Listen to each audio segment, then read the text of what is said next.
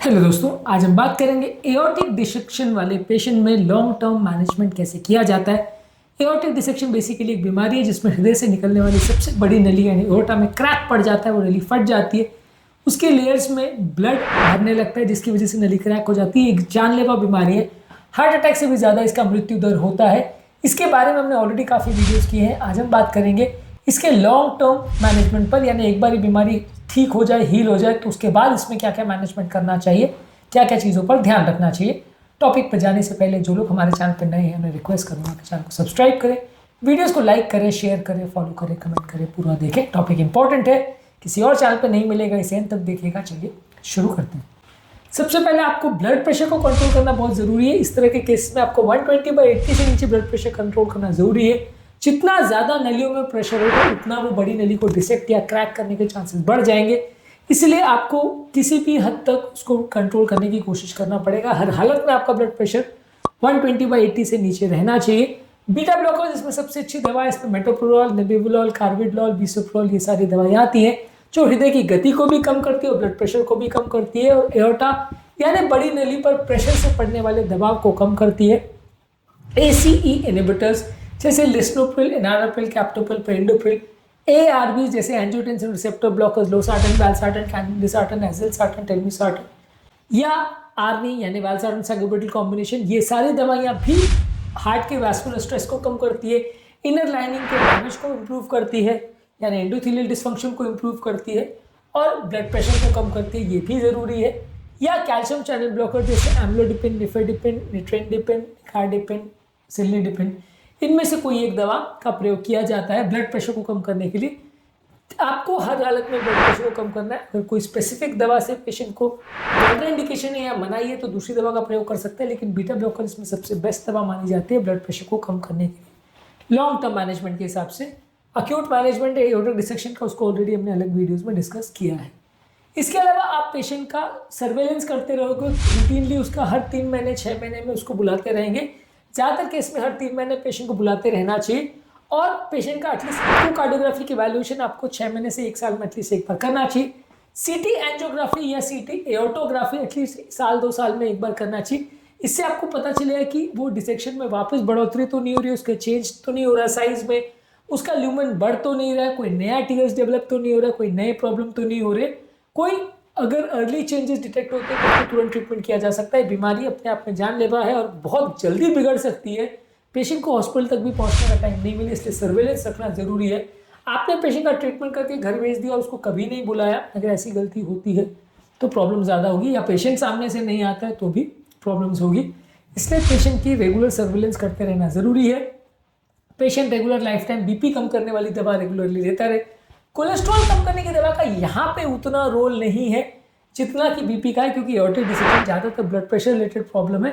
Cholesterol कम करने की दवा या खून पतला करने की दवा का यहाँ उतना रोल नहीं, हालांकि वो दी जाती है, पर ये हृदय की नली का ब्लॉकेज का प्रॉब्लम नहीं है, ये हार्ट अटैक नहीं है, जितना कि आपका ब्लड प्रेशर को कम करने वाली दवा है। ज़्यादातर ये दवाएं लाइफ टाइम चलेगी।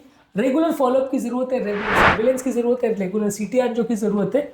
इसमें कैथेटर वाला एंजियो यूज भी नहीं करते हैं, क्योंकि कैथेटर अगर आप अंदर लेके जाते हैं तो काफ़ी चांसेस है कि वो कैथेटर अंदर ले जाने के दौरान कैथेटर की वजह से ही वो डिसेक्शन बढ़ जाए या नली और फट जाए और डैमेज क्रिएट हो जाए, ये चांसेस काफ़ी है। इसलिए वो कैथेटर एंजियो वाला ज़्यादातर काम नहीं किया जाता अनलेस कि आपको कोई स्पेसिफिक इंटरवेंशन या कोई एग्रेसिव ट्रीटमेंट करना हो।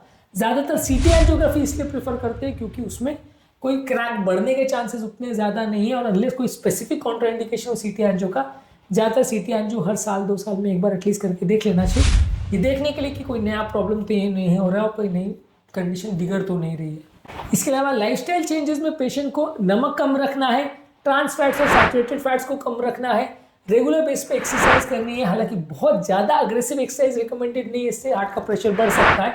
बहुत ज़्यादा स्ट्रेनुअस एक्सरसाइज और बहुत हेवी वेट लिफ्टिंग नहीं करना है, लेकिन धीरे धीरे करके अपना स्टैमिना बढ़ाने का प्रयास करना है। वजन को बहुत ज़्यादा नहीं बढ़ने देना, यदि किसी व्यक्ति का वजन बढ़ता है तो उससे ब्लड प्रेशर पर फर्क पड़ सकता है डायरेक्टली या इनडायरेक्टली, और इससे उसकी लाइफ कॉम्प्रोमाइज़ हो सकती है, डिसेक्शन का प्रॉब्लम बढ़ सकता है, नलियों के अंदर सूजन और इन्फ्लेमेशन बढ़ सकता है।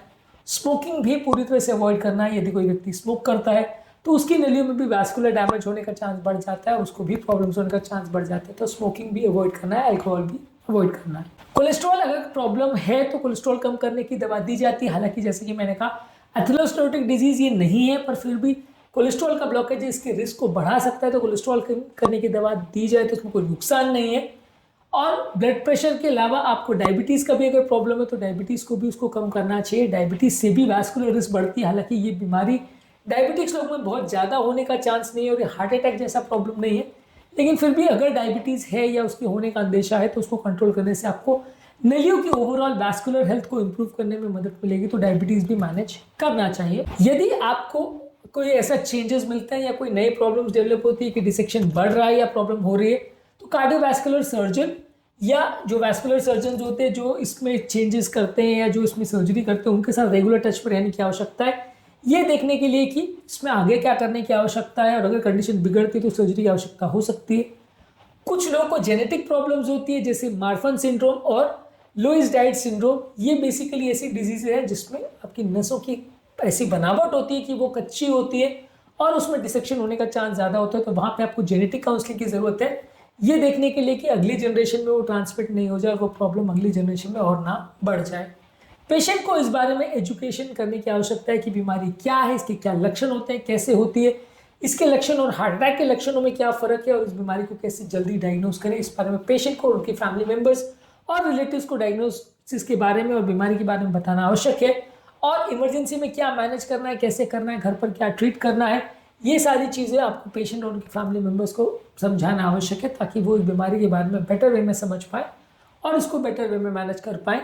जब कभी पेशेंट की अगर कंडीशन बिगड़ रही है और उसका एओर्टा का डिसेक्शन बढ़ रहा है या रप्चर होने का रिस्क बढ़ गया है या न्यूरिज्म का साइज बढ़ गया है, तो वहाँ पे फिर सर्जरी लगेगी और वहाँ पे पेशेंट को ट्रीटमेंट के लिए जाना पड़ सकता है। इसके अलावा एक एंडोवैस्कुलर ट्रीटमेंट भी होता है जहाँ पे नलियों को बगैर सर्जरी एक स्टेंट का ग्राफ्ट लगा देते हैं। एक ट्यूब जैसी होती है जो कि स्टेंट जैसा होता है, उसमें ऊपर एक डायक्रॉन का ग्राफ्ट मटेरियल रहता है, उसको अंदर लगा देते हैं जो कि अंदर से नली को सील करने का काम करता है और एओर्टा यानी बड़ी नली को स्ट्रेंथ देने का काम करता है। ये स्टेबल डिसेक्शन वाले पेशेंट्स में यूज़ किया जा सकता है। ये दोनों ऑप्शंस हैं और सिलेक्टेड केसेस में इनका प्रयोग किया जाता है। अगर कंडीशन बिगड़ रही तो सर्जरी या एंडोवैस्कुलर ग्राफ्ट, अलग अलग केस के हिसाब से आपको डिसाइड करके उसका ट्रीटमेंट करना पड़ेगा। ऑब्वियसली डिसेक्शन का जो ये डिसीजन है ये ट्रीटमेंट का वो डॉक्टर्स ही लेंगे, लेकिन अगर हो रहा है तो आपको समझने की ज़रूरत है कि इस तरह के पेशेंट की कंडीशन आगे जाके भी कभी भी बिगड़ सकती है और इसमें आगे जाके सर्जरी की आवश्यकता कभी भी पड़ सकती है। यदि इस तरह का कोई प्रॉब्लम है तो उसके बारे में जानना, समझना और सही समय पर सही ट्रीटमेंट करना आवश्यक है, नहीं तो बीमारी के बिगड़ने का अंदेशा है। आज का टॉपिक में हमने बात करी एओर्टिक डिसेक्शन वाले पेशेंट्स में लॉन्ग टर्म मैनेजमेंट क्या होता है और इसमें आगे चीज़ें क्या क्या कर सकते हैं, इस पर हमने विशेष डिस्कशन किया। एओर्टिक डिसेक्शन के संबंध में हमने पूरी सीरीज़ की, इसमें काफ़ी सारे वीडियोस अवेलेबल है। एओर्टिक डिसेक्शन के एक्यूट मैनेजमेंट, इमरजेंसी ट्रीटमेंट, उसके लक्षण, उसके हार्ट अटैक से फ़र्क पर हमने काफ़ी वीडियोस किए। इनको ज़रूर देख लीजिएगा ताकि एओर्टिक डिसेक्शन की बीमारी के बारे में ओवरऑल एक अंडरस्टैंडिंग बन पाए। टॉपिक एंड करने से पहले जो लोग हमारे चैनल पर नए हैं उन्हें रिक्वेस्ट करूँगा कि चैनल को सब्सक्राइब करें, वीडियोज़ को लाइक करें, शेयर करें, फॉलो करें, कमेंट करें, पूरा